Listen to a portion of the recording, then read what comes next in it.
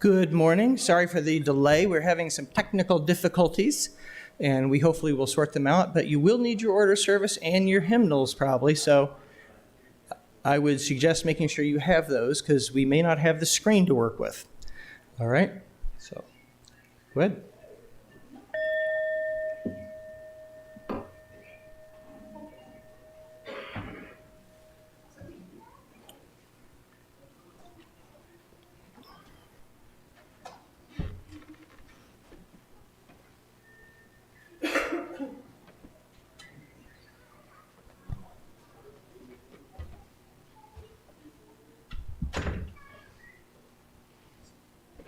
Yeah, I'm good.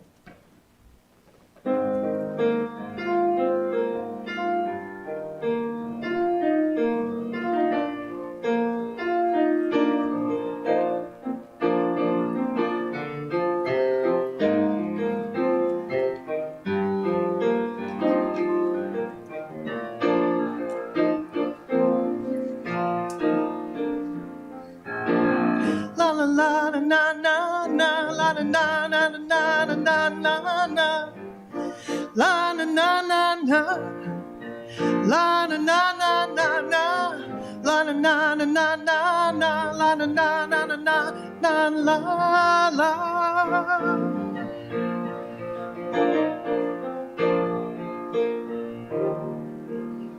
You've been so kind and generous. I don't know why you keep on giving. For your kindness, I'm in debt to you. For your selflessness, my admiration. For everything you've done, you know I'm bound. I'm bound to thank you for it. La na na na na na na, la na na na na na na na na na, la na na na na, la na na na na na, la na na na na na na, la na na na na na na na, la la. Oh, oh, oh, oh. You've been so kind and generous. I don't know why you keep on giving. For your kindness, I'm in debt to you. And I never could have come this far without you. For everything you've done, you know I'm bound. I'm bound to thank you for it. La na na na na na na, la na na na na na na na na, la na na na na, la na na na na na, la na na na na na na, la na na na na na na na, la la. Oh, I want to thank you for the many gifts you gave with love and tenderness. I want to thank you.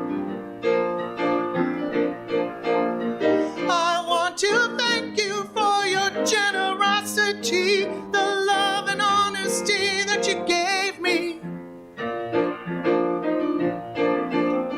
I want to thank you, show my gratitude, my love, my respect for you. I want to thank you.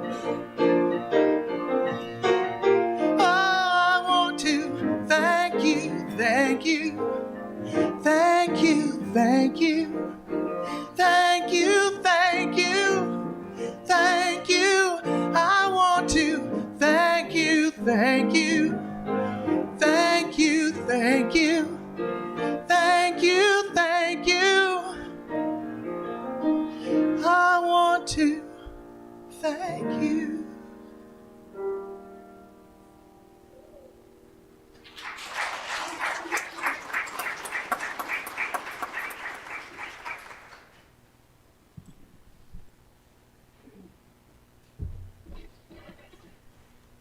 Good morning.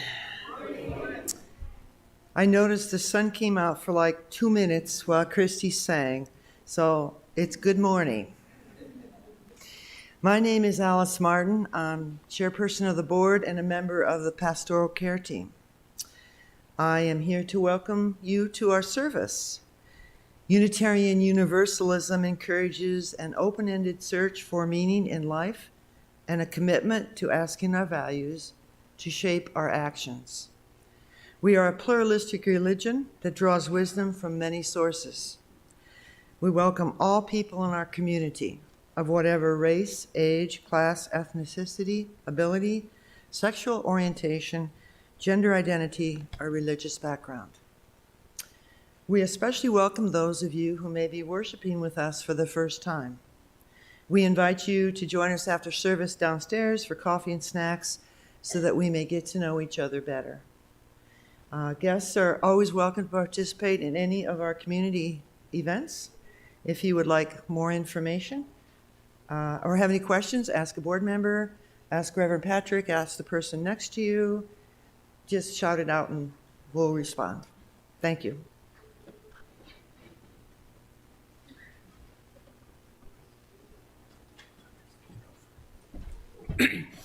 Hi, Doug asked me to go first, even though I'm second on the list here with a quick spotlight.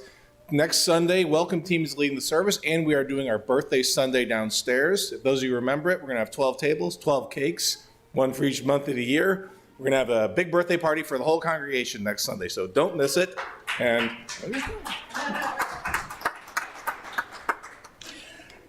the music team. I think we would all agree that music, since we've gotten started, post-COVID, has really taken off with Gates. We have the team being very active. The team is really thinking about our future, what we'd like to do in terms of music. And I'd like to introduce the team, myself, Gates, Hannah, Karen, and Emily. And we would like, our goal is to become more. We'd like to involve you more. We would like more people to feel comfortable in performing. So if you have a talent, if you have any ideas about music performance, let one of us know. We're deep in thoughts of reviving the coffee house, but in a different form. We want more youth. We want more types of music. So we're tentatively planning on something in the fall in terms of a coffee house. So again, this is, I can honestly say, you are the most safe, forgiving audience in terms of music. I can attest, I've botched performances before, and you know what? It doesn't hurt. You guys are great, and I think most people who perform would say the same thing. So, I'd like to shift gears. Doug McCullum has been asked to give a personal testimonial with regard to the giving campaign this year. So,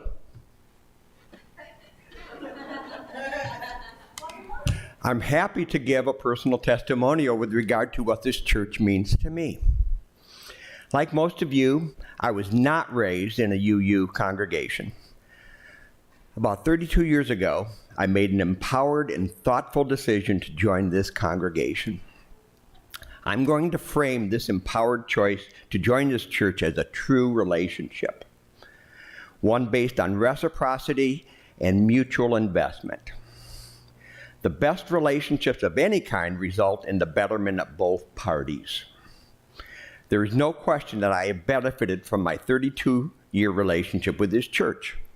I have developed many new friendships, had multiple opportunities to perform music, and benefited from thought-provoking services. In addition, I've become more aware of the struggles of marginalized people and developed my personal philosophy with the 8 principles in mind. My investment in the church has included serving on teams, being a board trustee, helping with canvassing, and many others.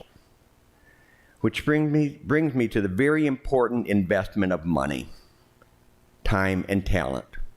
We must not take this beautiful setting we share for granted, but I want to emphasize the personal benefits. You will all have a chance to take an inventory of what this church means to you when you meet with your canvasser in the next few weeks. I urge you to take stock during that interaction of how you benefit from being a member or a friend of UUCQC. To paraphrase the Beatles, the connections and experience you take are equal to the investments you make in terms of time, talents, and money. Thank you.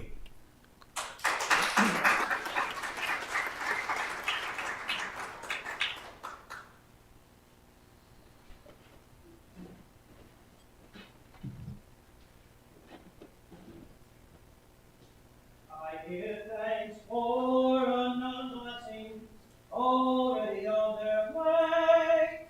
We give thanks for unknown blessings already on their way.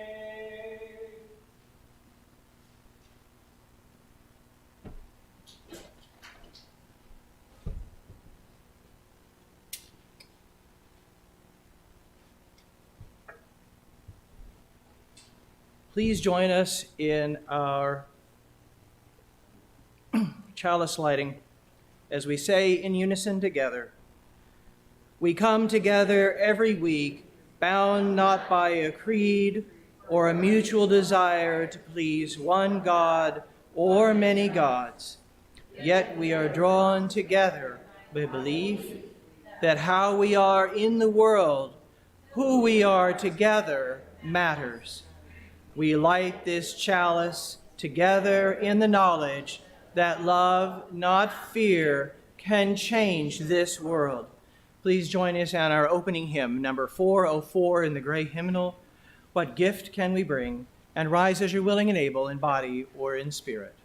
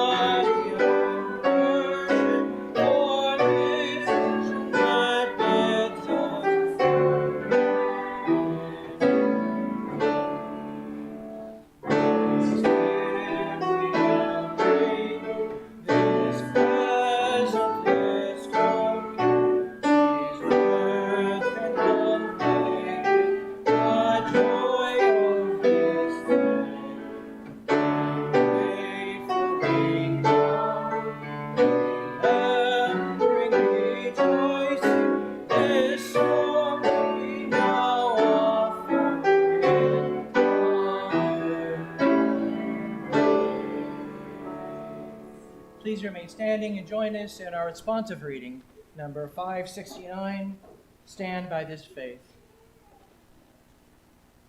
Let us begin.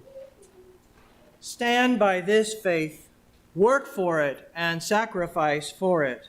There is nothing in all the world so important as to be loyal to this faith, which has placed before us the loftiest ideals, which has comforted us in sorrow, strengthened us for noble duty, and made the world beautiful. Do not demand immediate results, but rejoice that we are worthy to be entrusted with this great message. That you are strong enough to work for a great, true principle without counting the cost. Go on applications of these truths and new enjoyments in their contemplation, always trusting in the one God, which ever lives and loves. Please join us now in greeting the holy in our midst by briefly turning and greeting our neighbors.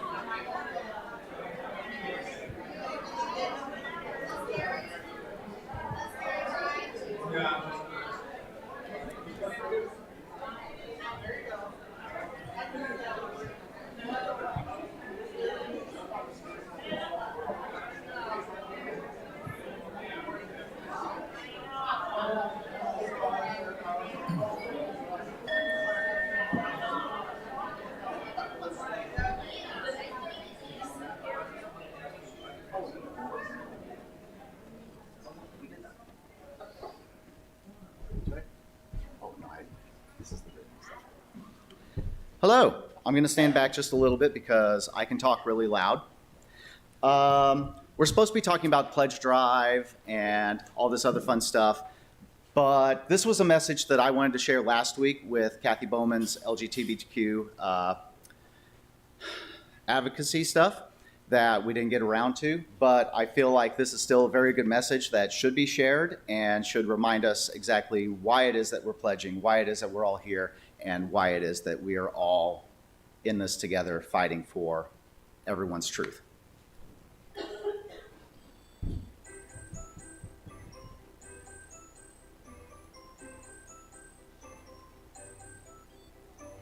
Welcome to Learn Eagle 123. Today we will read When Aiden Became a Brother. Written by Kyle Lukoff. Illustrated by Kailani Juanita. When Aiden was born, everyone thought he was a girl. His parents gave him a pretty name. His room looked like a girl's room, and he wore clothes that other girls liked wearing. But as Aiden got bigger, he hated the sound of his name. He felt like his room belonged to someone else, and he always ripped or stained his clothes accidentally on purpose. Everyone thought he was just a different kind of girl. Some girls had rooms full of science experiments and bug collections. Lots of girls didn't wear dresses. But Aiden didn't feel like any kind of girl. He was really another kind of boy. It was hard to tell his parents what he knew about himself, but it was even harder not to. It took everyone some time to adjust, and they learned a lot from other families with transgender kids like him. Aiden explored different ways of being a boy. He tried out lots of names until one stuck. They changed his bedroom into a place where he belonged. He also took much better care of his new clothes. Then one day, Mom and Dad had something to tell him. "I'm going to have a baby," Mom announced. "A baby?" Aiden said. "Does that mean I get to be the big brother?" "Of course," said Dad, ruffling his hair. Aiden thought that being a big brother was an important job for a boy like him. He wanted to make sure this baby would feel understood right away. The baby needed clothes, so Aiden and his mom went shopping.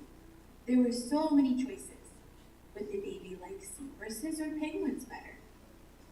"Are you having a boy or a girl?" asked a lady. Aiden didn't like it when people asked if he was a boy or a girl, and he hoped the baby couldn't hear yet. He was glad when Mom just smiled and said, "I'm having a baby." The baby's room needed to be painted, so Aiden and his dad went to the hardware store. Dad chose a gallon of sky blue paint, and Aiden added a fluffy cloud white. "Are you excited for your new brother or sister?" asked the paint guy. "I'm excited to be a big brother," Aiden said. The paint guy looked confused. Aiden could tell that he wanted to ask a different question, and was glad to have his dad The big rollers were fun to paint with. This room feels just like being outside, Aiden exclaimed. He had always felt trapped in his bedroom before they fixed it, but his new sibling wouldn't have to feel that way.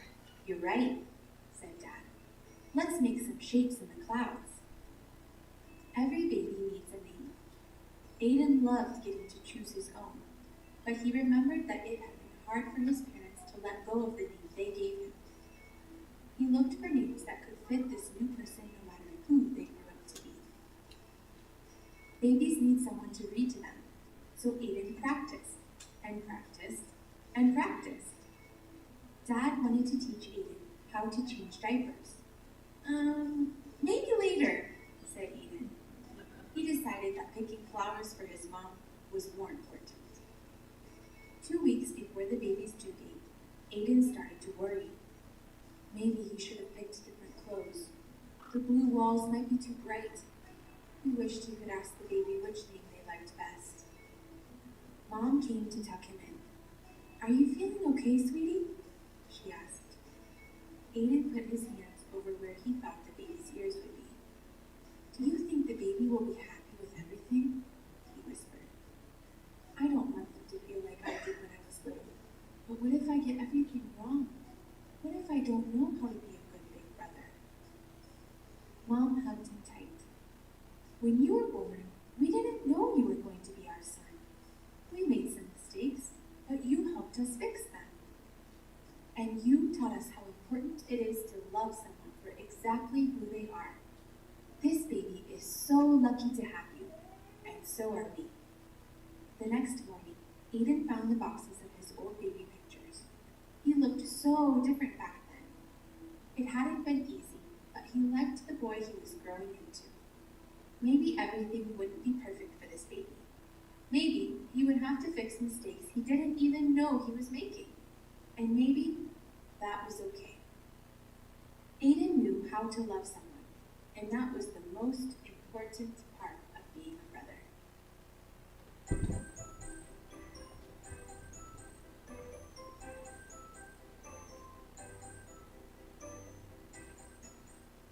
And if the children would like to join me downstairs, we'll talk about something else.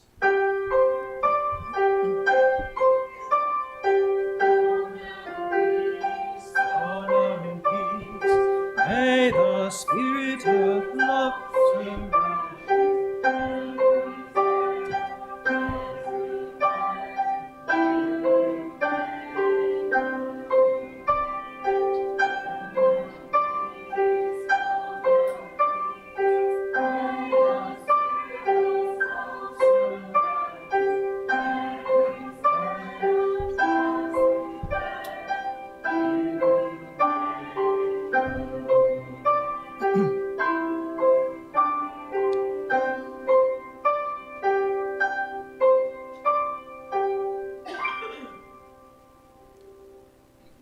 Before I begin my reading, I would ask someone to bring me the Joys and Concerns book, if it's available in the back.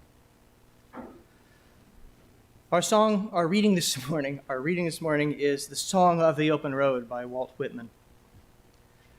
Afoot and light-hearted, I take the open road, healthy, free, the world before me. Henceforth I ask not good fortune, I myself am good fortune, strong and content. I travel the open road. I inhale great draughts of space. The east and the west are mine, and the north and the south are mine. All seems beautiful to me. I can repeat over to men and women, you have done such good to me, I would do the same to you. Whoever you are, come travel with me. However sweet these laid-up stores, however convenient this dwelling, we cannot remain here. However sheltered this port, however calm these waters, we must not anchor here. Together, the inducements shall be greater. We will sail pathless and wild seas. We will go where winds blow, waves dash, and the Yankee clipper speeds by under full sail. forward after the great companions, and to belong to them. They too are on the road. Onward to that which is endless as it was beginningless, to undergo much tramps of days, rests of nights, to see nothing anywhere but what you may reach it and pass it, to look up or down no road but it stretches and waits for you, to know the universe itself is a road, as many roads, as roads for traveling souls.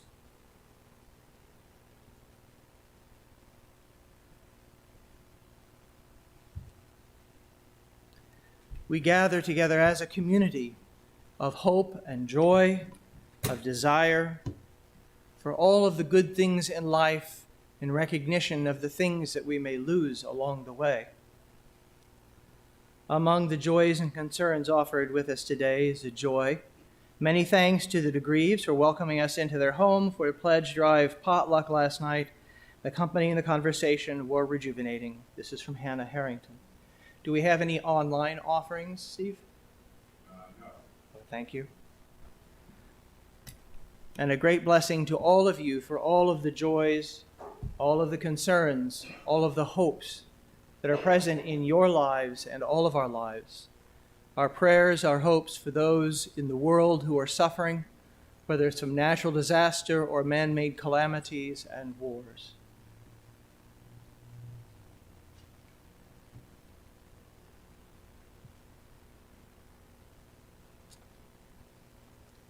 This congregation is a theologically diverse and religious community, with membership open to all who are in accordance with our principles and vision, our mission, and our values.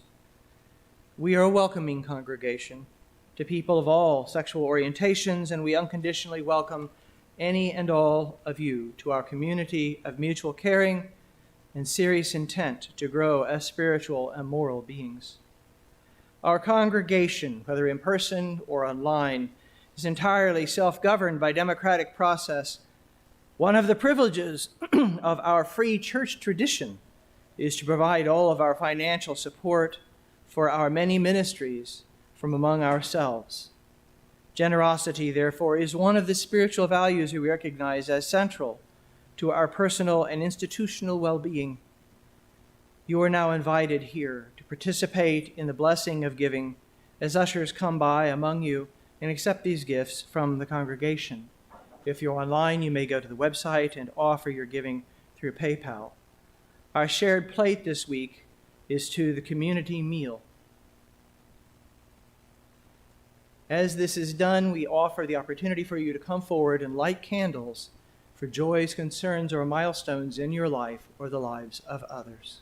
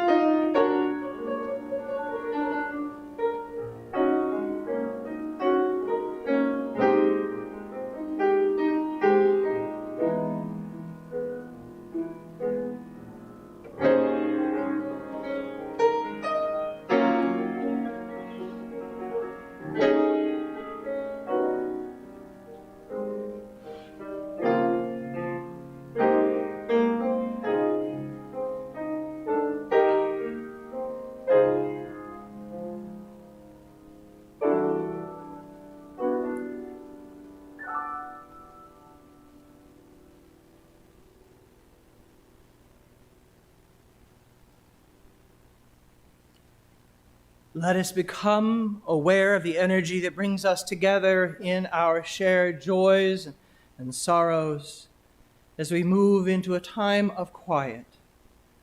May we open each of our minds and hearts to a place of calm and allow the coming of love to fill us.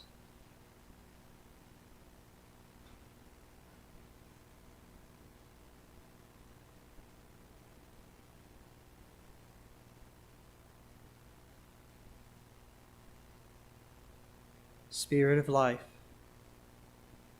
who draws us together into a web of holy relationships, make your presence known to us, with us, and in us and among us. Remind us that we are not alone in history. Ignite us with the courage of this living tradition. Remind us that we are not alone in entering the future. Anchor us with patience and perseverance. Remind us that we are not alone in our times of grief and pain. Comfort us with your Spirit. Manifest in human hands and voices. Remind us that we are not alone in joy and wonder. Inspire us to honor and extend the beauty we find in this world. Divine music of the universe, let our hearts beat in diverse and harmonious rhythms. Cooperating with an everlasting dance of love, may we move with the rhythms of peace. May we move with the rhythms of compassion. May we move with the rhythms of justice. Source of stars and planets and water and land, open our hearts to all of our neighbors. Open our souls to a renewal of faith. Open our hands to join together in the work ahead. So be it. Blessed be. Amen.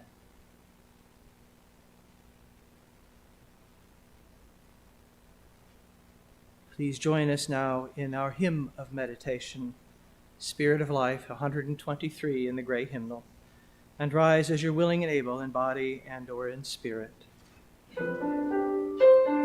We'll sing through twice.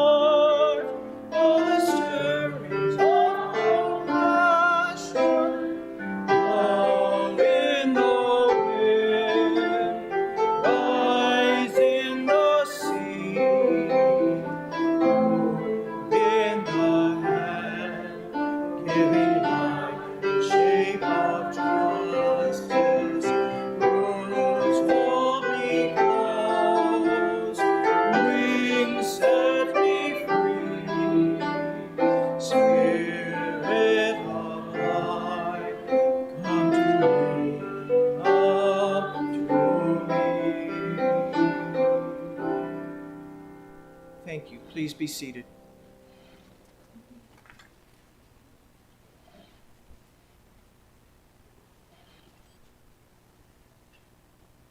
Coming out of COVID, so many of us are now turning to look at, well, what does the future hold for us? And there are many questions. And many would say those of us who claim to know what will happen are either delusional or insane or lying to ourselves. But the future is before us. To say the future is in our hands is sort of like something you might read on the wall in some kitschy restaurant or a New Age bookstore. However, comedian George Burns says, look to the future because that's where you'll spend the rest of your life. Booth Gardner remarked that things happen more frequently in the future than they did in the past. Or if you want to make God laugh, tell him your future plans. Or the future, some assembly required.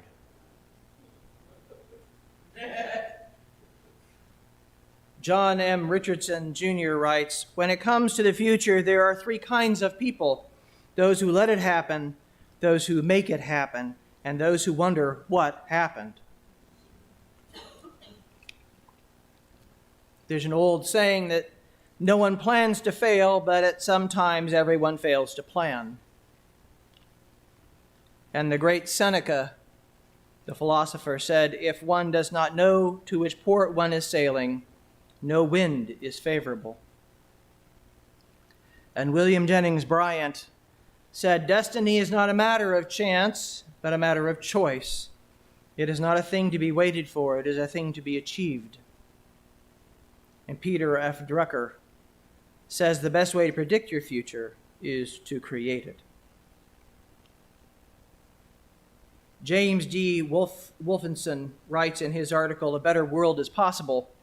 He says that the future is in our hands. We are not hapless bystanders, he says. We can influence whether we have a planet of peace, social justice, equity, and growth, or a planet of unbridgeable differences between peoples, wasted resources, corruption, and terror. He wrote that in 2003, by the way. Once we accept that we have power and that we know where we want to go with it, then we need to do it. Yet I feel that often for us as UUs, we're sort of two minds about that trip. We know we need and should, but we're afraid of the consequences of being successful. What if we do manage to change the world? You know, changing the world might in some ways affect me. Often many of us have the attitude which comedian Brett Butler summed up this way. She says, I'm all for the revolution happening now. I'm just afraid that I won't be able to find a good moisturizer afterwards. In systems theory, it is recognized that we usually cannot affect change in the world around us without first being able and willing to change ourselves first. Or as Mahatma Gandhi said, you must be the change you want to see in the world. You may never know what results come of your action, but if you do nothing, there will be no result. If we exercise our power and our ability, and power is the ability to create and or inhibit change. Let me extend that. Power is the ability to create or inhibit change. And if we practice and use that power to create or inhibit change in ourselves and the world, then we and the world will be different because of that. Hence, the future is in our hands. Change is hard for most people. We often continue ineffective and often self-destructive behaviors rather than change because it's usually easier to go with the familiar, even with the devil we know, rather than with the different, even if we know and feel it would be better for us if we do change in some way. There's an old joke about a farmer in New England who was visited by a young, excited, very excited young extension agent who brought all of the newest pamphlets on new farming methods and updates on how to be environmentally friendly and all of those sorts of things, and left them with the farmer and said, "I'll be back in 6 months to see what you've done." And 6 months later, the extension agent came back to the farmer, and nothing had changed. Nothing. And the extension agent went up to the farmer and said, "Mr. Farmer, I gave you all of these great resources, and I can't understand why you haven't at least implemented some of them. They would be so easy to do and would make such a tremendous change in your operation here." And the farmer sat back and looked at him and said, "Young man, I already know how to farm better than I do." And I would say that probably describes most of us in our lives. We know how to live our lives better than we do. I know I should be getting up early in the morning and exercising more. I know I should be eating better diets. I know I should be probably paying more attention to certain kinds of investments that I have made. I know there are all sorts of things that I could probably do to live my life better.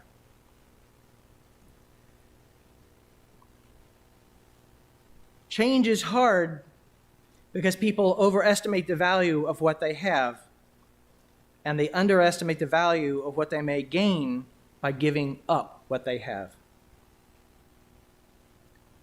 Feminist writer, academic, and theologian, the late Carol Christ, once discussed change this way. She talked about her own early years of social activism, in which she believed that if she just taught the truths that she had learned, people would change. And over time, she became frustrated when she realized that not only were other people and the world not changing the way she thought they should, but that she wasn't doing much changing herself. It was just plain hard work to change some things in our lives. Carol Christ found that dramatic changes in individual and group behaviors are often difficult because we live incrementally, taking baby steps in the present, moving towards our future. What often appear at first blush to be major shifts or changes, in retrospect, are usually seen as the result of many, many, many small actions accumulating over time. We have to walk to the corner before we can turn the corner. Christ also discovered what I consider to be a point of grace. It is this, that because of the incremental and one step at a time nature of our lives, then it is possible that everything we do counts. Because it is the accumulation of events over time that create the present and the potentials of the future. In my undergraduate years at the University of Missouri, and I was thinking about just how long ago that was, it was 40 years-ish, my father sent me a very important piece of paper on a badly photocopied version of a brief one-page essay in large scholarly-looking letters. And it was one of the greatest gifts that he ever gave me. Its central message was this: there is no long-term substitute for thoughtful but dogged persistence. Many times in the wee hour, I looked up at that page opposite my desk, and it helped me to resist the temptation to try a shortcut or to give in to frustration. Over the years, I lost that piece of paper, but the message has stuck with me. Change will come. But if a change is to occur that is closer to the reality we want to create, then we must be explicit in our focus and persistent in our actions. The great Renaissance sculptor and painter Michelangelo says, "The greater danger for most of us lies not in setting our aim too high and falling short, but in setting our aim too low and achieving our mark." The future is in our hands. One of the things that I experienced in training for the called ministry was that we candidates were persistently reminded that we had to begin coming to grips with the reality that we and all people have the ability to make a difference in people's lives and even to shape society. That I and all of us have the power to change the world, whether we want that power or not. And that especially as a religious community, we are powerful. And because we are powerful, we have responsibilities. How many of you seen all the various iterations of Spider-Man movies over the years? Or read the comic books? Great power and great responsibility. Shh. What's his motto? Now you can say it. With great power comes great responsibility. You missed your cue. You don't get paid. Sorry. As a liberal religious community in this place and time, we have responsibilities. As a Unitarian Universalist congregation, this is a unique laboratory, a visual aid, if you will, for the living out of our principles and values in the world. If we can be together as a community that practices our principles with each other, then we can demonstrate that there is hope for these principles to work in the rest of the world.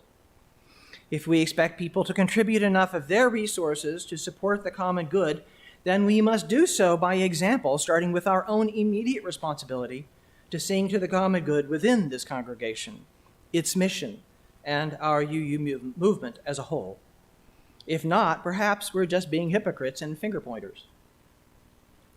So I know that this sounds a lot like take 2 commandments and call me in the morning. But it's true that we get out of our lives and relationships what we put into them. And the quality of our lives is measured in the quality of our relationships we create and sustain. And almost ironically, quality relationships take a larger quantity of our time and attention and energy. The future is in our hands. And yet it is the quality of our relationships and experiences that many of us rate as primary signs of successful living. This seems to be especially true with regards to our relationships with and within religious community. I'm always interested in why we do the things that we do, and as a parish minister, it is part of my calling to explore that with you and others. Part of what I have gleaned in a sabbatical I took many years ago was this: that participation in religious community is a response to 4 basic human yearnings or needs. First, we need to be understood and to feel understood. This reminds me of the old social justice axiom that they don't care what you know until they know that you care. Secondly, in addition to being understood, we need to understand. We need to understand ourselves, each other, our place in the universe. Thirdly, we need to understand and feel that we belong in and to our religious community of kindred pilgrim souls. Human beings are social creatures, and we need an accepting and embracing community of our fellow human beings. And finally, we yearn for hope. We yearn for hope, especially in our current days of fear and turmoil. We need to know that the light at the end of the tunnel is not another train coming at us, that there is room in our lives for more and greater possibilities for a fuller and more successful life. In essence, to be understood, to understand, to belong, and to hope. To know that we are powerful, precious, holy, and not alone. I believe these may offer us some insight into what our lives can be. They may give us a way to know how the world can be. If not if we succeed, but when we succeed. Thus, we are empowered and powerful by definition. And by definition, power is the ability to create or inhibit change. There is a concentration and a carrying forward of power by institutions that we create and sustain. If there had been no Unitarian Universalist Association, this congregation would not be here now. If some of our founding members had not been Unitarians or Universalists and had not had those congregations growing up, and then a desire to have some of the same for their families here, this congregation might not be here. If people, which most of you and me will likely never know, only through our archives and history readings, if not for those people who served on boards and committees and make operating budgets and take on debts to finance buildings, we would not be here now in this place. Now, this sounds terribly obvious, but we often forget the amazing amount of time and energy and money and other resources that other people have given over the years and decades and even centuries in this congregation's case. One meeting at a time, one cleanup day at a time, one pledge check or dollar in the plate at a time. It all counts. We do make a difference. And say it with me, the future is in our hands. Generally, change, aside from natural systems and natural events, only happen when there is enough discomfort and disequilibrium in a system that people seek change. We are victims of inertia. The old saying is that the only person who really likes change is a wet baby.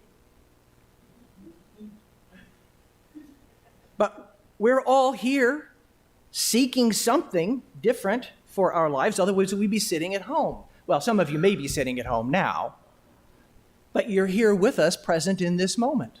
Or you may be looking at us at some point in the future on a recording. You're seeking something other. We are all at dis-ease and discontent with something. Or we would likely not be here looking for relief or change in our experiences of our lives. In more traditional language, this that we are seeking is called salvation. Even so, the ability to make changes relies greatly on our willingness to make change and to live with the often unforeseen consequences of those changes. However, as Mahatma Gandhi did put it, you may never know what results come of your actions, but if you do nothing, there will be no result. Now, ironically, it's common for ministers and regional staff people to often hear conflicting desires from the same people in the same congregations. There, on one hand, is said to be a desire for all sorts of growth in membership and families and income and spiritual deepening and social action. But at the same time, there's a desire for things to not change too much. We can't give too much, or people might expect too much from us. And if we have too many kids, they might disrupt what the other programs are going on. And if we do too much social justice, our neighbors might not like us. The underlying reality is that things change whether we want them to or not. The issue is how much intention and effort are we going to put into shaping the changes already coming our way. Writer and philosopher Albert Camus offers that real generosity toward the future lies in giving all to the present. And as our reading earlier said, Universalist, the Reverend Olympia Brown, who was the first woman in the United States ordained by a denomination and the second woman ordained in the United States, and she served in Racine, Wisconsin. She was in the Midwest. As she said in our hymnal reading earlier, stand by this faith, work for it and sacrifice for it. There is nothing in all the world so important as to be loyal to this faith, which has placed before us the loftiest ideals, which has comforted us in sorrow, strengthened us for noble duty, and made the world beautiful. Do not demand immediate results, but rejoice that we are worthy to be entrusted with this great message. and that you are strong enough to work for a great and true principle without counting the cost. Olympia Brown knew from experience that in this way, and say it with me, the future is in our hands. The very incremental nature of life means two things. One is that changing the world takes longer than we realize or want, often happening in ways we simply cannot predict. And secondly, fortunately, because of this very incremental nature of things, everything we do counts. In contrast to most religious groups, we are small in numbers. This congregation is currently just over 100 members, but growing. Our Unitarian Universalist Association is some 250,000 men, women, and children, and growing. Yet there are probably more Methodists than that in Iowa or Illinois. So why are we regularly invited then, as equals, to participate, to be leaders even, in such important activities as Quad Cities Interfaith, MLK events, gay pride activities? It is not for any single one act. It is basically because we are committed. We show up consistently, often in far greater numbers proportionally to most other groups, and often more in sheer numbers, period. Commitment counts. In one of our hymnal readings, anthropologist and activist Margaret Mead writes, "Never doubt that a small group of thoughtful, committed citizens can change the world. Indeed, it's the only thing that ever has." And Dorothy Day, founder of the grassroots Catholic worker movement, challenges us, offering that people say, "What is the sense of our small effort?" They cannot see that we must lay one brick at a time, take one step at a time. A pebble cast into a pond causes ripples that spread in all directions. Each one of our thoughts, words, and deeds is like that. So it is the accumulation of smaller acts which make a difference and allow for the larger things to transpire. What we do or refrain from doing shapes the world, not only in the present, but for all the future as well. We are all architects of the beloved community, creating a cradle for our dreams in the workshop of our common endeavors. Because we are engaged and present and everything we do ultimately counts, say it with me, the future is in our hands. I'd like to do that again. The future is in our hands. Changing the world does not mean instantaneously transforming everything into a totally different state of being. It does not mean total control, as much as some people might like to have that. That would be delusional. In actuality, anything we do in the world changes the world. Everything counts. Even if we take it down to the level of prayer, and I know some people shudder when we say that, even if we don't believe in the existence of a supreme being who answers prayers, the very act of praying itself is shown to lower our blood pressure and our heart rate, and to improve our self-awareness and awareness of those around us. We have thus changed the world for the better. Changing a part of the world, even if it is just ourselves, changes the world as a whole via the interconnected web of all existence of which we are a part. Changing the way we act and think and relate changes the way the world is. And when we do this on a collective level, applying it to larger and larger systems and institutions, it is synergistically powerful beyond the sums of its parts. When we walk and act together in our values and our principles, our ability to affect change in the world is amplified. When we embrace our role as change agents, as well as being affected by change, we are empowered. When we are committed and constant, we become trustworthy to ourselves and others. When we embrace patience and knowing that everything we do counts, we can be present and optimistic about the future.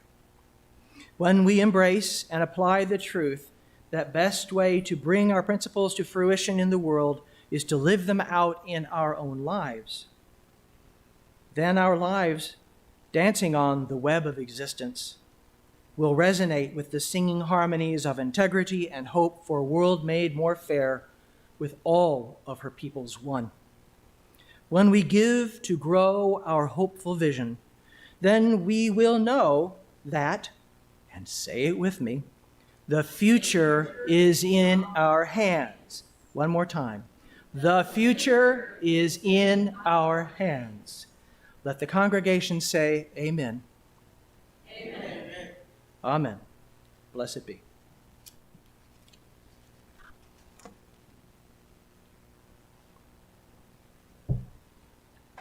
The future is now going to be in your hands in the form of hymnals as we come to sing our closing hymn, number 128, For All That Is Our Life. Please rise as you're willing and able in body or spirit.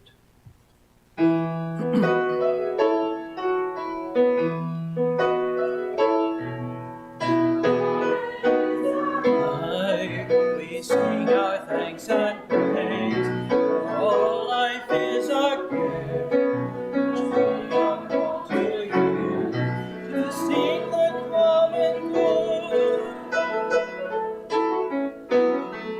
and make our own days alive.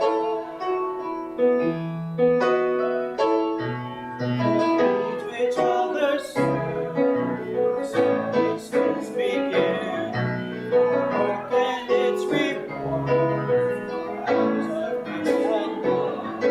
We come with thanks and praise. That is our life.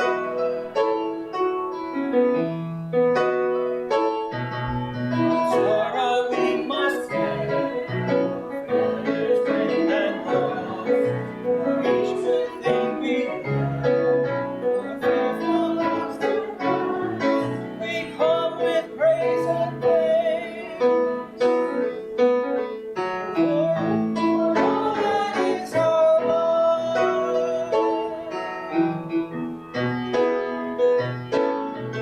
Our life is a good, see our friends and praise. For all life is a good, which we have brought to you, to build the common good.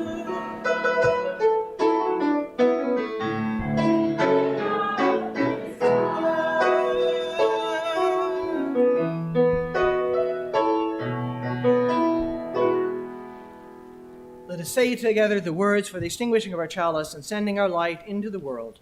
Together we say, we extinguish this flame, but not the light of truth, the warmth of community, or the fire of commitment. These we carry in our hearts until we are together again. May the Eternal bless you and protect you. May the Eternal smile on you and favor you. May the Eternal befriend you and prosper you in all people always. Amen. And blessed be. Please be seated briefly for the postlude.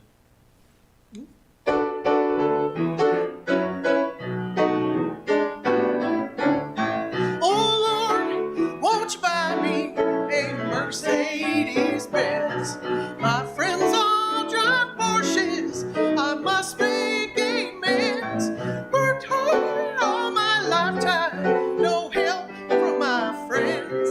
So Lord, won't you buy me a Mercedes Benz? Oh Lord, won't you buy me a color TV? Dialing for dollars is trying to find me.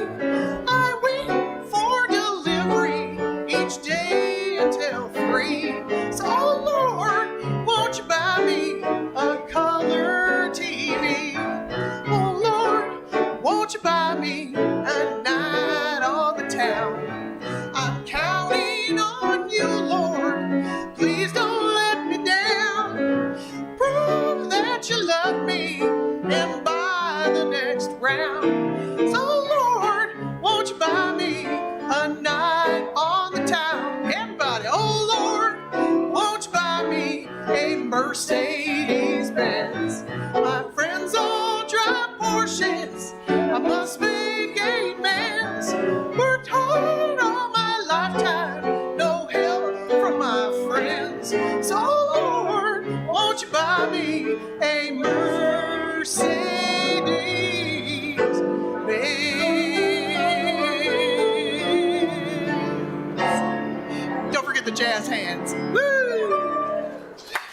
Thank you. I've always been taught that that's kind of pushing it, asking for that kind of stuff, but Go in peace.